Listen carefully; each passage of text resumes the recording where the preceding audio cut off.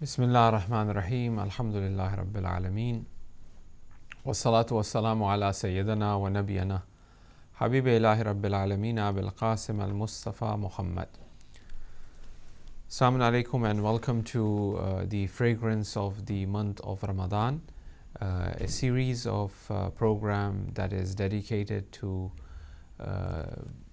investigate or to have an understanding or deeper understanding of this month. Like we said earlier, every day fast have a special reward being provided by Allah subhanahu wa ta'ala according to the Prophet, and the amount of reward that is given is amazingly unique, special. There's no comparison for the fast that we fast in return what we get. So it's quite important that we understand what sort of fast we are fasting, so that at least the reward that we are achieving should be some sort of satisfaction, or how shall I say, there should be some consciousness in it. Nevertheless, no matter how much we do and how perfectly we fast, still it is limited. But at least we would fast that fast. In return, we are getting so much abundance of reward. The fast that we will be fasting would be a bit of with a bit of conscious. If you may recall, in order to understand what is the honor or what is the outcome of fasting, we started looking at the hadith of Mi'raj of the Prophet.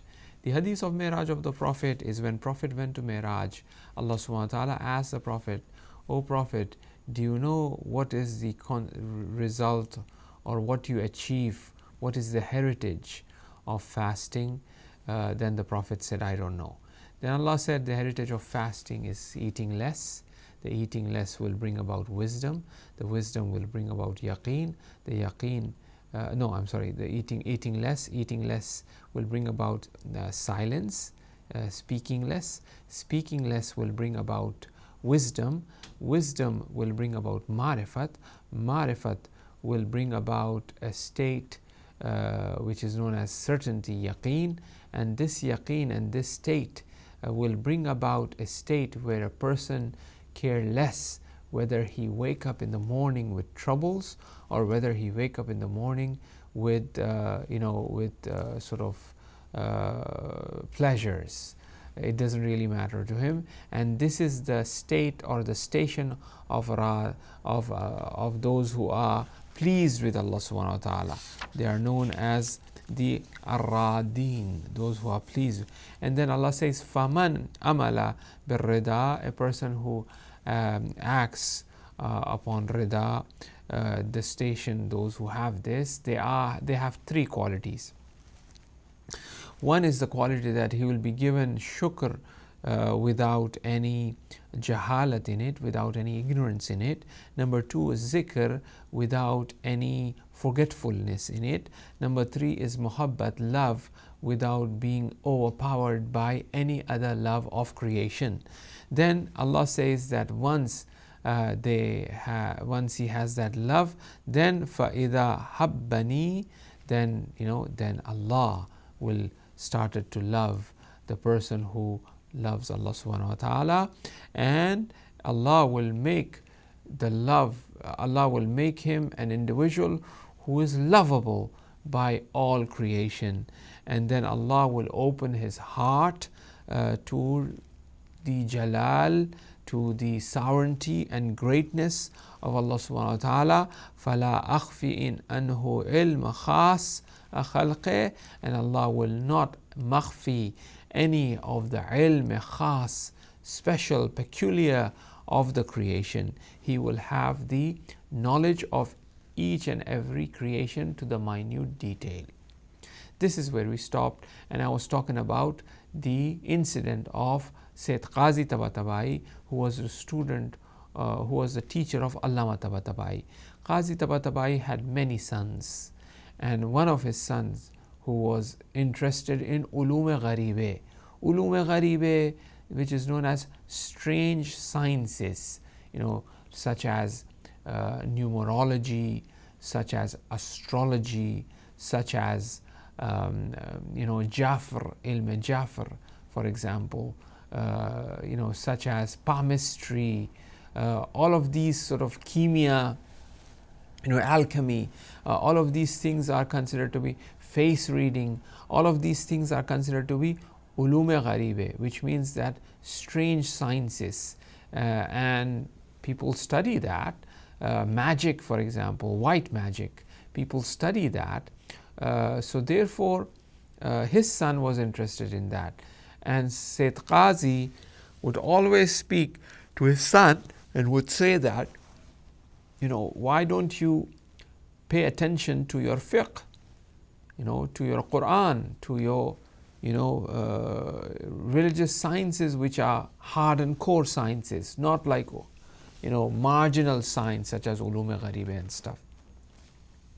So here Sayyid Qazi was passing by the hujra, the room of his son, and his son was trying to throw dice and figure out some sort of an issue that relates to ilm Jafr.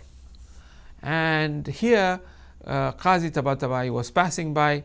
He said, here you go again, so to speak. I'm saying, here you go again. He's busy throwing dice and trying to figure out some Jafr and some issue. Then Qazi asked him that, oh son, what's up? Then he said, I'm stuck in a problem here. I'm trying to figure out where this sort of puzzle fits in. Then Qazi Tabatabai, as he was passing by, he stood there and he looked at it and he said, place this puzzle in this fashion, and then, for example, throw the dice, you will get the answer for it. And he did exactly how his father told him, and he got the answer which he was looking for. Now his son got shocked. He said, oh father, I never realized that you also study ilm Jafar and you also into ulum gharibe. Then the father said, no, I'm not into ulum gharibe. However, I wanted to know the answer. God provided me with the answer. So therefore, if God wants me to know something, God will provide me, because of the connection that this man have with God. So that's what it means. Fala akhfi, Allah will not hide. In Hadith Miraj to the Prophet, God is saying, I will not hide ilm khas, peculiar knowledge of the creation from him. So therefore, it is quite astonishing that when just a little thing, such as, for example, a person who is a person who is fasting, he will earn speaking less, then he will earn hikmat, then he will earn marifat, then he will earn yaqeen, then he will earn tawakkul, if you want to call, or the maqam of rida, of being pleased with God. And those who are pleased with God, they have these three qualities. These three qualities are that he will be someone who will always do shukr of Allah subhanahu wa ta'ala without any jahalat. He will always do the zikr of Allah subhanahu wa ta'ala without any forgetfulness, and then he will have the love of Allah subhanahu wa ta'ala without being overpowered by any other love of the creatures or creation. And then God will love him and make others love him, and God will open the door, open his heart, the eye of the heart towards the jalal and the azmat, and God will not hide anything from him. This is the month of fasting, brothers and sisters. This is what fasting should bring. The fast that we are fasting should bring these things.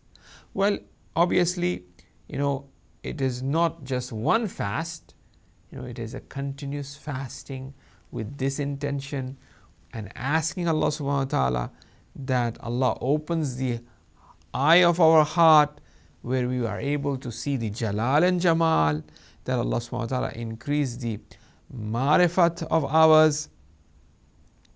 And as the hadith continues, it says that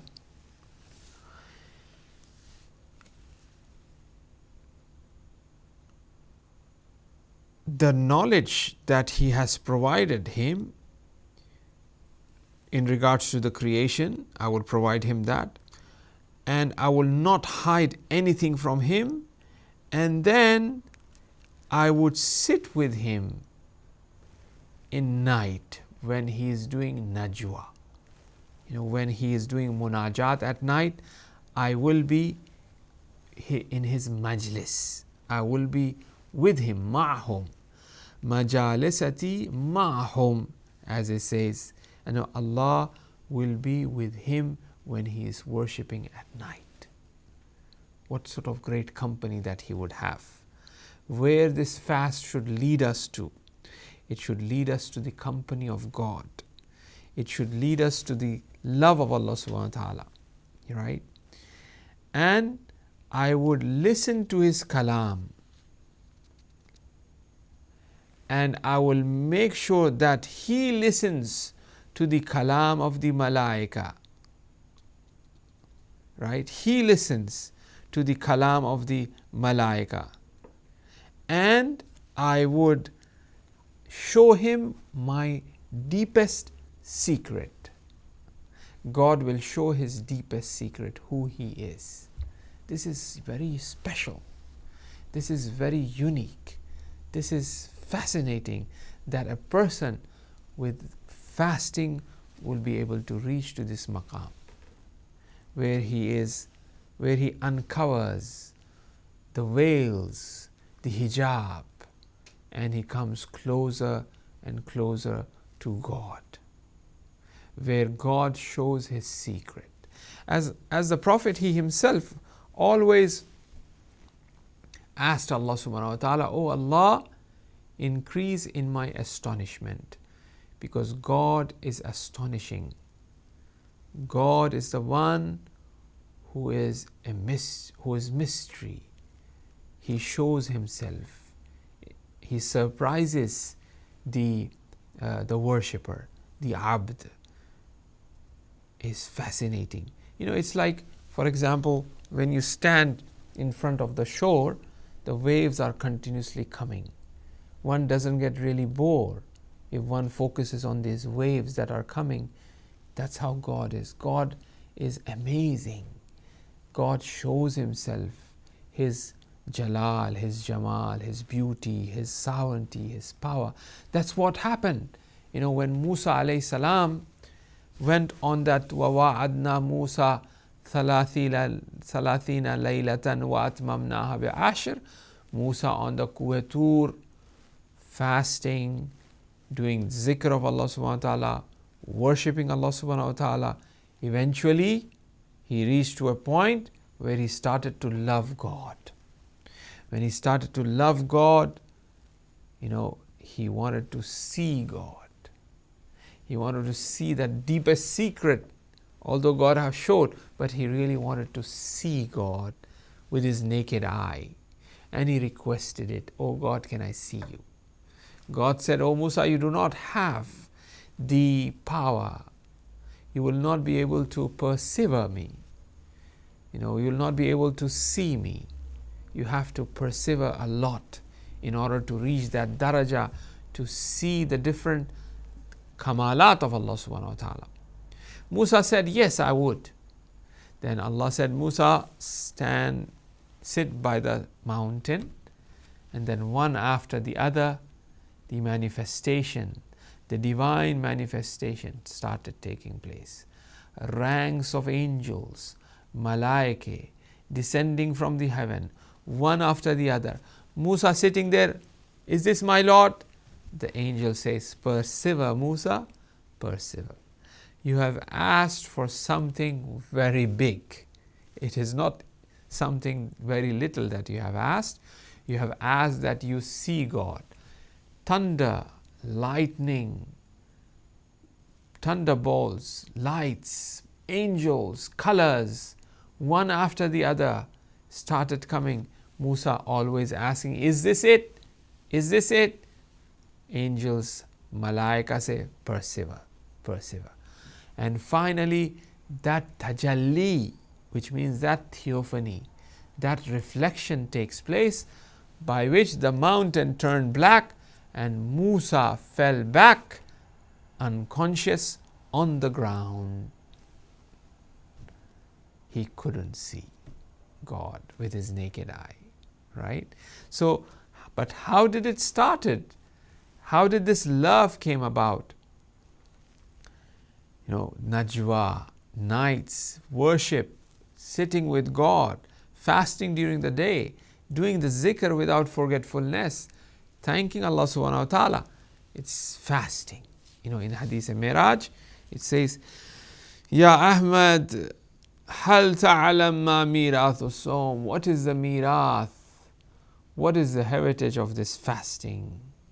It leads to that, وَعَرِفْ Allah will show sir alladhi satartuhu min khalqih, a sir, a secret that God had hidden from the creatures, God will show him.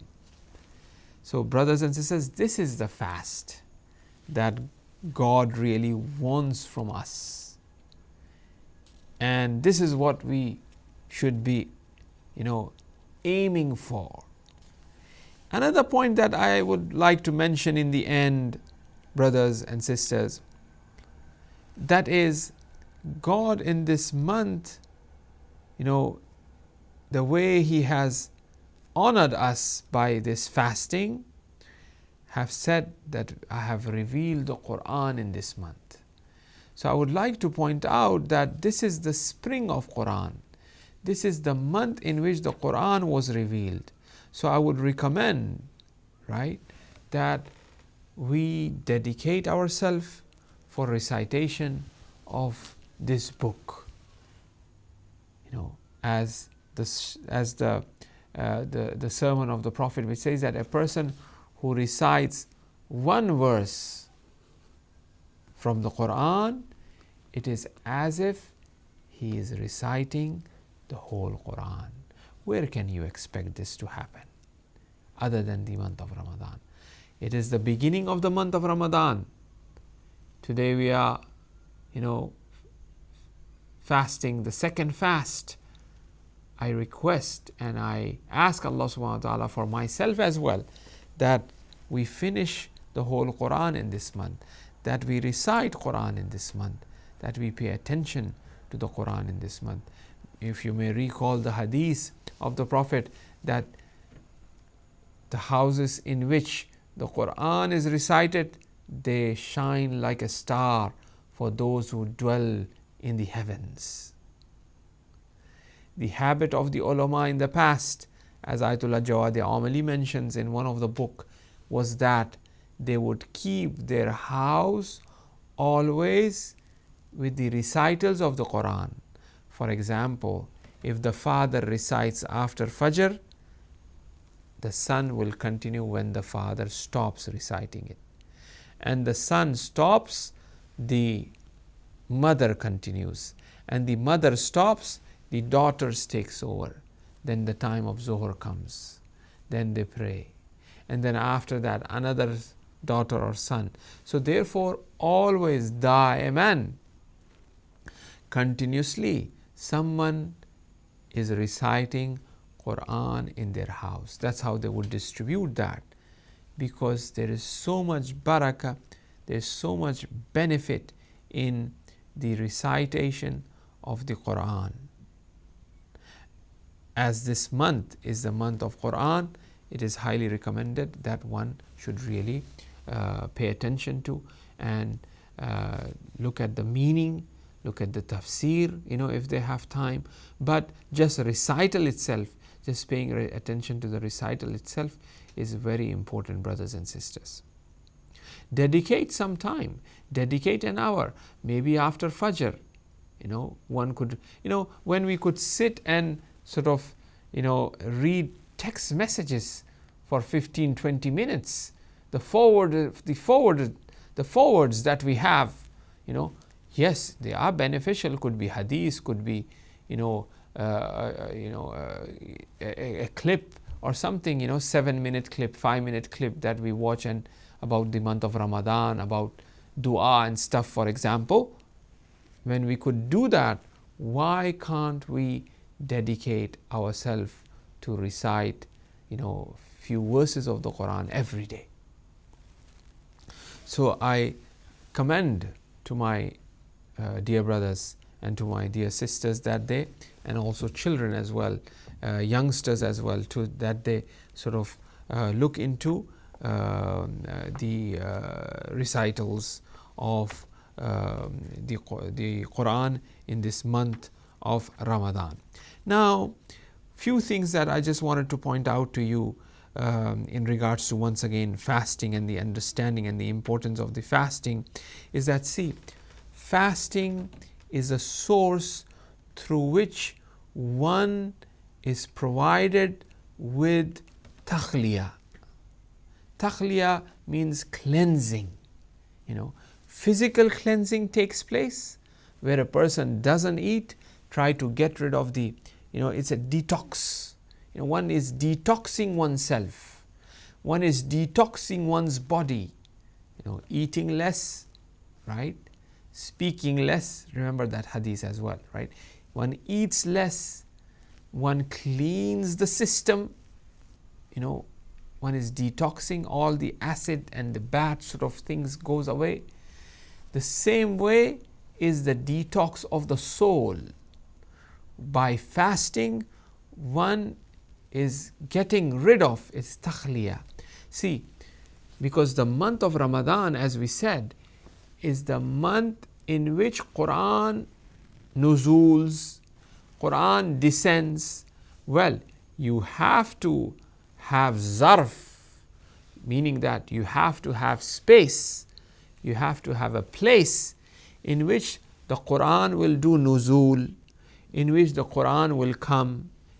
If something is falling, if the water drops, if the rain is falling from the heaven, I need to have a cup or a container in which I could hold this water.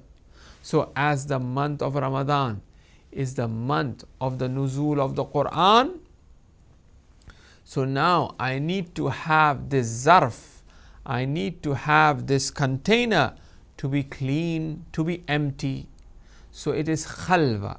It means that you are taking it out. So by seeking forgiveness, by asking Allah subhanahu wa ta'ala to purify ourselves, we are cleansing and cleaning and opening our heart so that nuzul Quran takes place. Because the month of Ramadan is the month of nuzul Quran.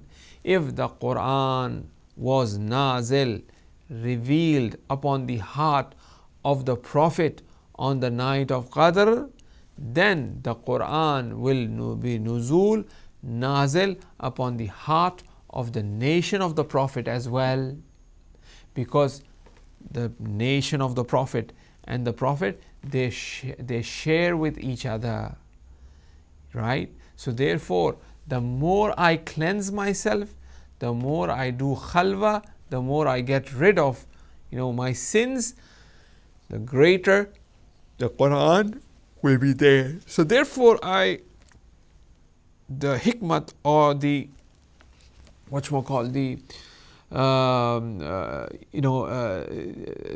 of the opportunities that one would have in the month of Ramadan is the opportunity of khalwa. One really get rid of. Now this khalwat is zahiri, means that one is by himself, gives time to himself, seeks forgiveness, get rid of all the sins that one have. And the zahiri as well, detoxing, is good for the health. Inshallah, we'll look at other aspects of the month of Ramadan in a couple of our program, and then we will move forward by discussing the wasiyat of Hazrat Amirul Mu'mineen, as we will be approaching the days of the martyrdom of this great personality. And we will end here. Inshallah, I leave you till next program. And I pray to Allah subhanahu wa ta'ala that Allah make this month of Ramadan a unique and special month of Ramadan, a very different month of Ramadan of the past, that this month be a month in which our hearts are open for the nuzul of Quran, for the marifat of Allah subhanahu wa ta'ala, and let there be ease, peace and stability for all Muslims all around the world, particularly in the Middle East. Ghafarallahu lana wa lakum wa salamun alaykum wa rahmatullahi wa barakatuh.